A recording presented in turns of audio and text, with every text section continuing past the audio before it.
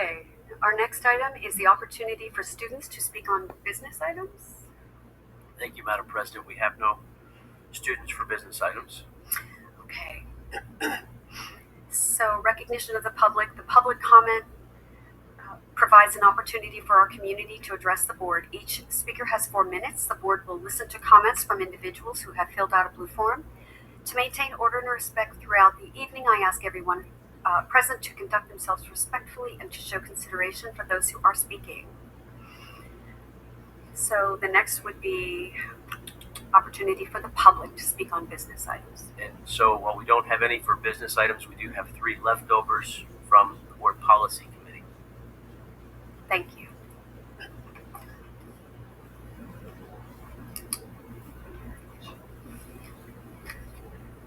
Sandra Gonzalez.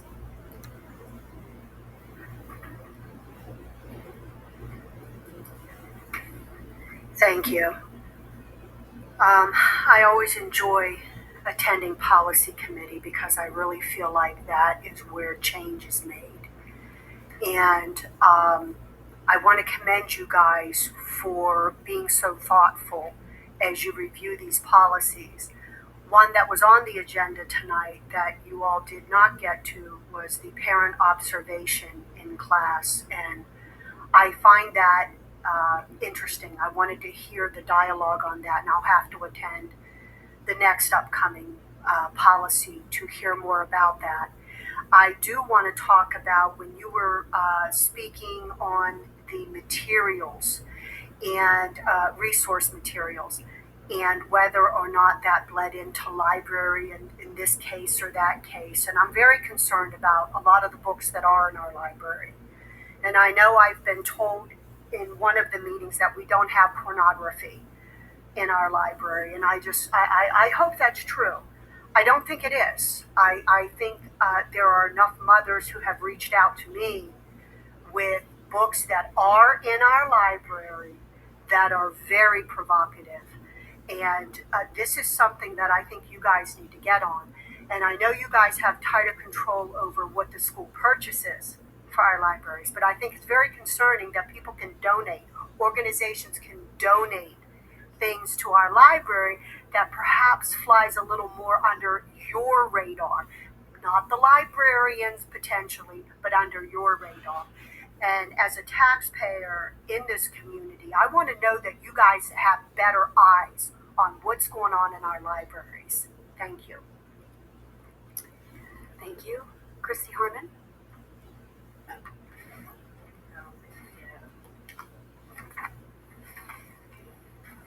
Good evening, guys. How are you doing?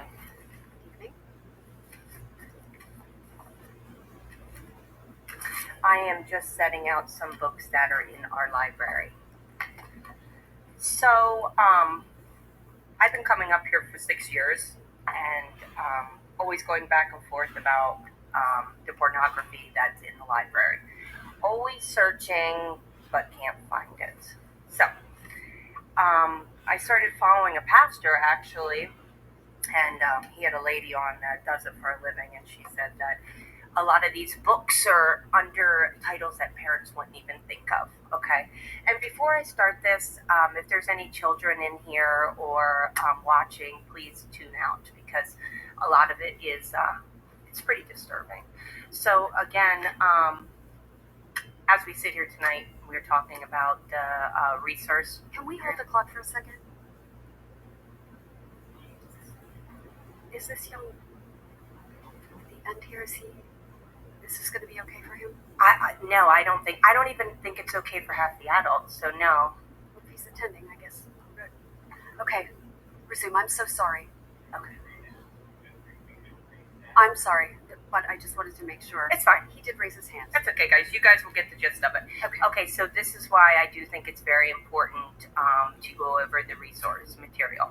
And I also think it's very important that the people we elect have a huge seat at that table. So this is called Me, Earl, and the Dying Girl. And again, I apologize. Earl can be sort of profane sometimes, actually mellow, a lot of since his high school days, believe it or not. Back in middle school, he would have asked this in a much more violent and horrible way. Yeah, Earl, I'm going to eat her pussy. Yeah. Do you even know how to eat pussy? Oh, not really. Papa Gaines never sat you down. Son, one day you're going to have to eat pussy.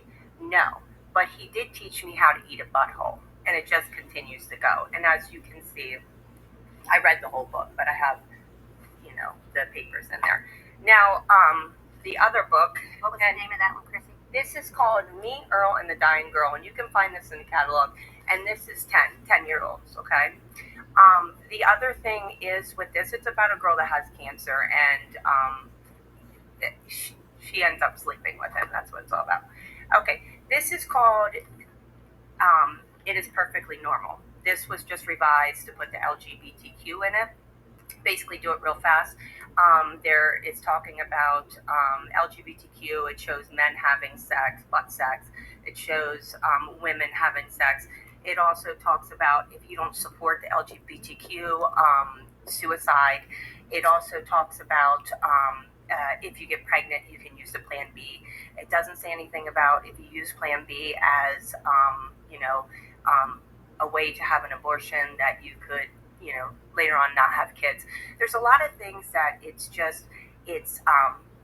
definitely indoctrinating children on one side of the thing. So that is another thing. This is in our libraries. This is actually in the middle schools. All Boys Aren't Blue. Another one that's in our libraries. Let me just get to the part. There's so many books in here. He reached his hand down and pulled out my dick. He quickly went and started giving me head. I sat back and enjoyed it as you could tell, he was too.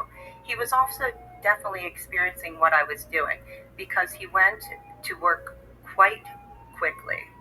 He then came up and asked me if I wanted to go down on him, and I said sure. I began, and he said, "Watch your teeth. I don't want you to let me know what I was experiencing." So I slowly slowed down, took my time, and quickly got into the rhythm of things, and it keeps going on like that. This book right here, they turned it into a movie. This is about a dog that watches his owners have sex and stuff like that. So this is kind of teetering on the lines of bestiality. Another one, this book, we have been told by many kids in the class, this is not in the card catalog, but this is in teachers' libraries. And this was the Perfectly Normal a couple years ago that doesn't have the LGBTQ stuff in it. The Black Flamingo, another book, the same, basically the same. And The Girl from the Sea, the same thing. Okay. A lot of this stuff is very disturbing. Just for me to read, the images I'm getting in my head, we talk about all the time about the kids' anxieties. I'm sorry, your time's up. Okay, just real quick, we talk about the kids' anxieties and their fears and stuff. Trash in, trash out. Thank you. Thank you. Thank you so much. Evening. I wanted to comment about Policy 109. I just want to make sure that you're giving adequate time for our solicitor to review and evaluate that before we send it to the full board. I want to make sure that we are avoiding overreach or censorship that could expose the district to more lawsuits. We also want to make sure that we're following our established processes beyond good governance and transparency, which I know you all care about. We want to make sure that the district stays in compliance with the rights of students, teachers, and families. As a parent and community member, I'm concerned that we're trying to protect kids from tough topics. And in that process, we might forget to trust the people that we hired, the teachers and librarians, to do their jobs well. This policy needs to stay student-centered, not driven by adult discomfort. Our learners deserve the freedom to read, explore new ideas, and develop as critical thinkers. Let's make sure that we're encouraging intellectual freedom, not limiting it.